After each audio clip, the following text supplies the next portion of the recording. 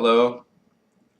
It's time to cover another one of the holy books for the special holy season that we're doing of the holy books of Thelema. And the book corresponding to today is Liber A'Ash Capricorni Pneumatici. And I had already spoken about the importance of symbol in the last video. And this book is rife with symbolism that, if you understand it, is both of value in the sense of transcendence of the path of enlightenment and of practical use in terms of ritual, in terms of magic. It's the combination of both of these things in tandem that is part of the process of Tantra in the East. And this book in particular makes clear why I say that the works of Thelema are a Western Tantra.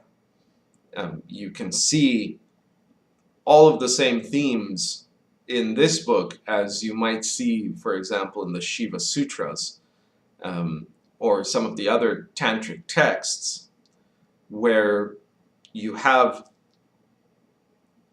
a rebel deity, where you have delight as a path to transcendence, where you have an insistence in the indivisibility between spirit and matter, and that the path depends on not on seeing this body as an illusion, or seeing your mind as an illusion, or seeing reality as a fantasy, but in connecting to the essential reality and unreality of all things equally at one time.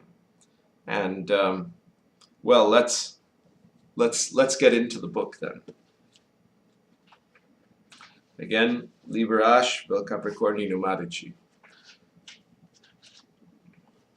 book 370.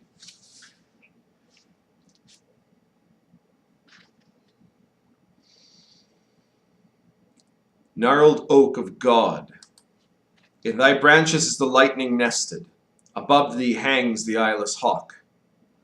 Thou art blasted and black, supremely solitary in that heath of scrub. Up, the ruddy clouds hang over thee, it is the storm.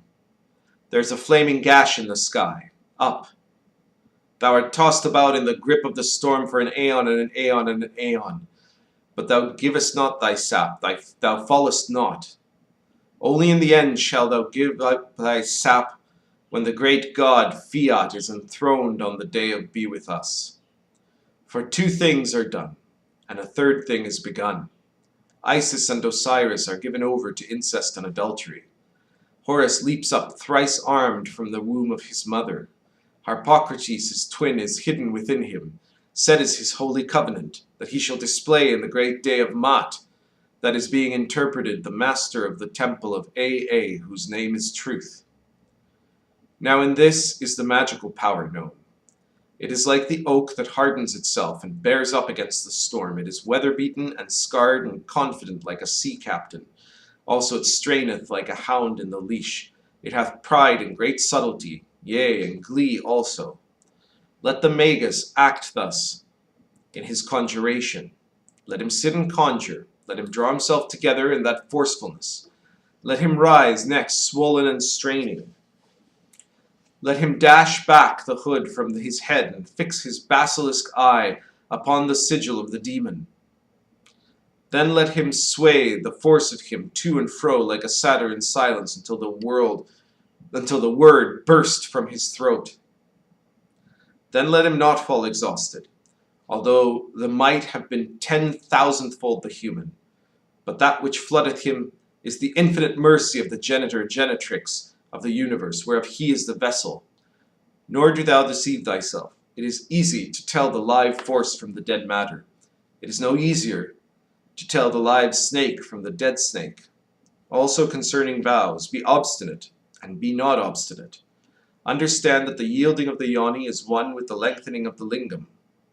Thou art both these, and thy vow is but the rustling of the wind, on Mount Meru.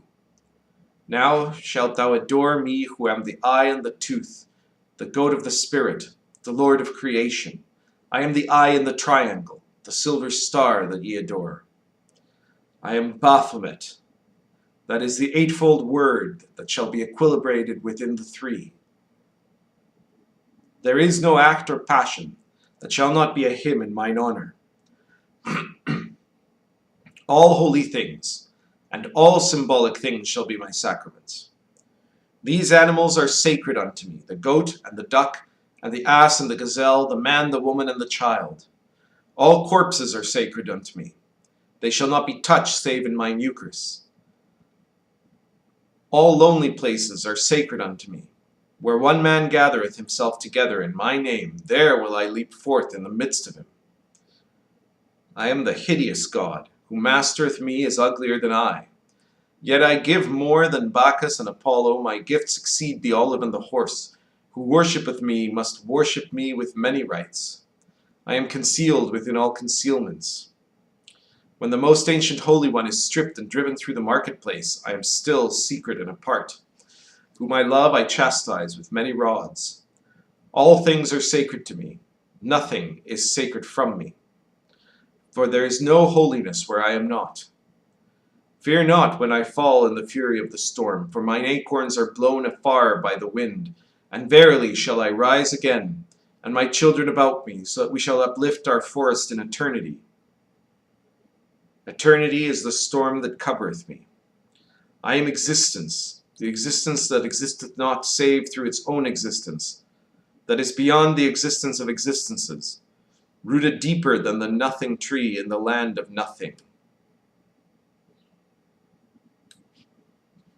Now therefore thou knowest when I am within thee, when my hood is spread over thy skull, when my might is more than the penned Indus, and resistless as the giant glacier.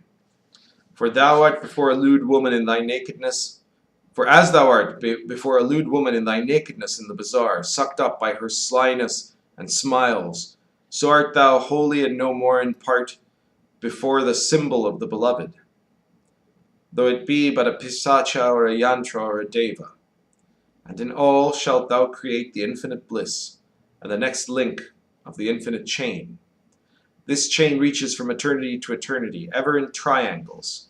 Is not my symbol a triangle? Ever in circles. Is not the symbol of the beloved a circle? Therein is all progress base illusion, for every circle is alike, and every triangle alike.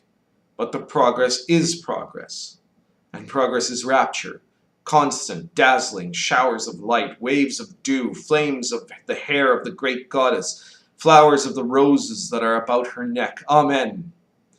Therefore lift up thyself as I am lifted up. Hold thyself in as I am the master to accomplish. At the end, be the end far distant, as the stars that lie in the navel of Nuit. Do thou slay thyself, as I at the end am slain, in the death that is life, in the peace that is mother of war, in the darkness that holds light in his hand as a harlot that plucks a jewel from her nostrils. So therefore the beginning is delight, and the end is delight, and delight is in the midst, even as the Indus is water in the cavern of the glacier, and water among the greater hills and the lesser hills, and through the ramparts of the hills and through the plains, and water at the mouth thereof when it leaps forth into the mighty sea, yea, into the mighty sea.